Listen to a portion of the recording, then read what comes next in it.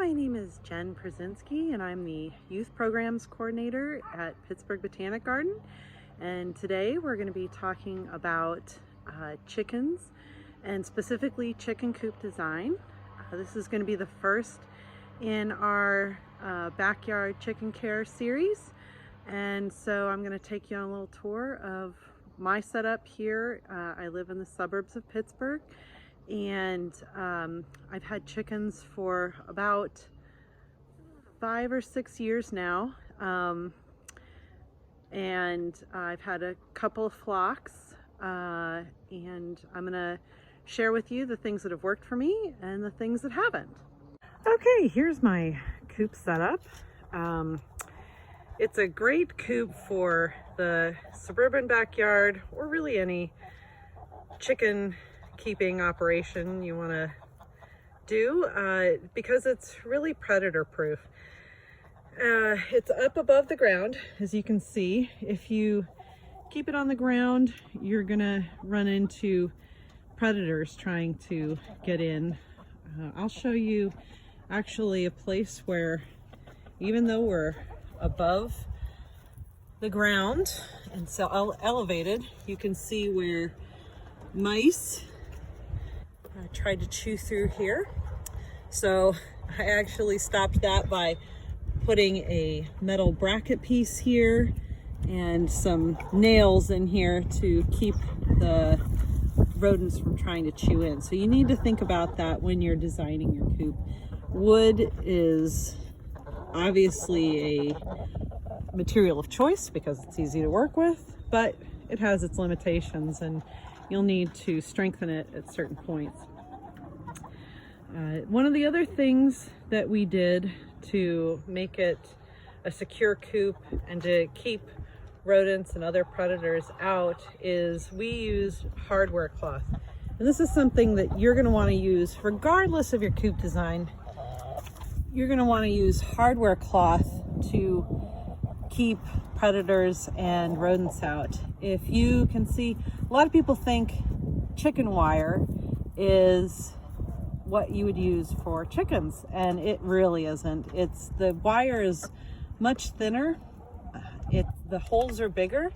It's quite easy for a raccoon or a possum to bite through the wire and to get in. It can also stretch the hole. I've seen where they'll be able to stretch chicken wire holes big enough to get in, and then you have a whole problem with having a raccoon inside your coop terrorizing your chickens, and now you need to get the raccoon out.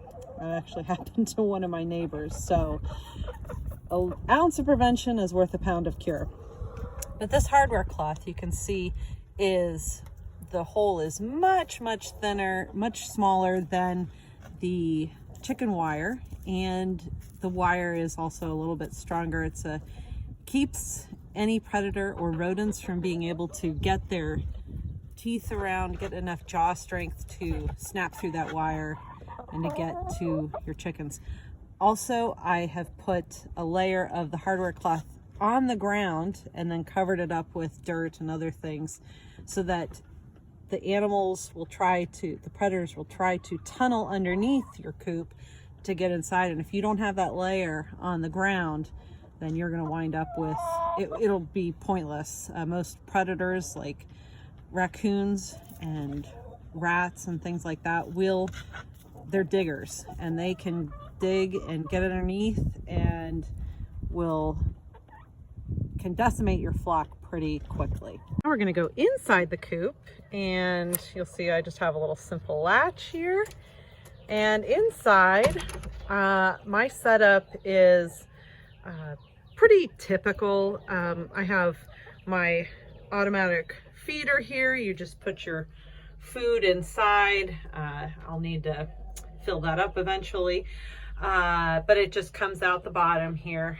And then I have my nest back there. Now I bought that from the store, Tractor Supply, and the ladies all fight over the same nest. I used to have 2 nests in here, and they would all just fight over the same nest. So I just took one out. Now they just all lay in there. And as you can see, we have some eggs in there. I have my roost bar here. It's really important to have a roost for chickens.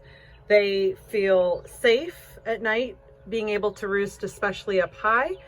And it also helps them to keep their feet warm in the winter time. They actually will get up there and kind of settle down, and they'll lay on top of their feet, and their body warmth will keep their feet nice and warm. Here I have this is completely optional, but I like to have it for the winter around here in Pennsylvania. It is not a TV, it is a ceramic heater. You can see up in the corner where it looks like it has a power sign that is letting you know that it's on. And since we're in spring, I don't have it on. I usually just keep it on when it's really, really cold outside.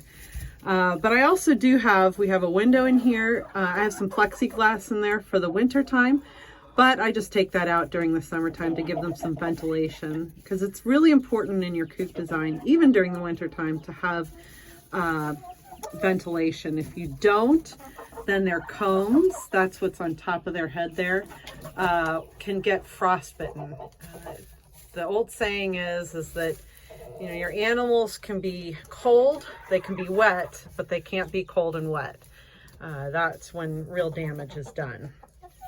And if you don't have any ventilation in your coop, even during the winter time, it will make it cold and wet inside your coop.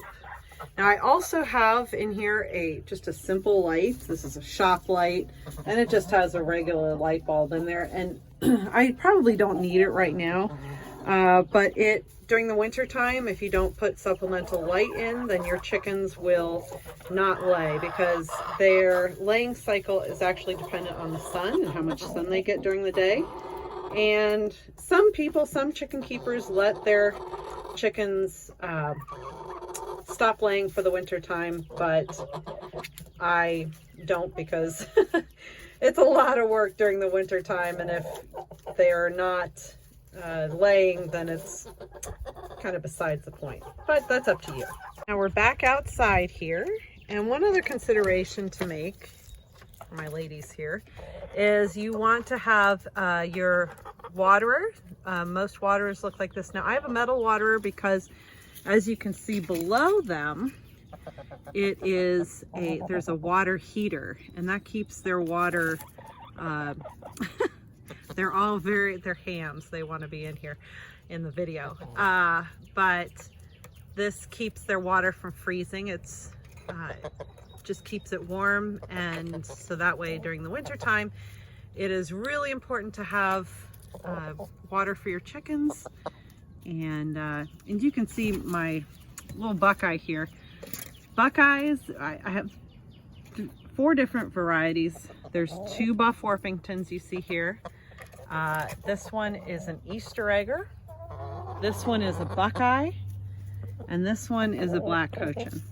Now, Buff Orpingtons and Buckeyes, this lady back here, are known for going broody, which means that they will want to sit on their nests and hatch their eggs. And sometimes when they do that, they'll pull out feathers to line their nests. And so you can see my ladies here, I think, really just want to be mothers. But that's not going to happen because we don't have roosters here. If we did, it would disturb my neighbors, and so I try to keep them. You're not allowed to have a rooster actually in the city limits and in the suburbs. They're just much too loud. So that's it for my coop design. I hope you'll join us next week when we are going to be talking about the basics of chicken care and how to get started in chicken keeping. Thanks.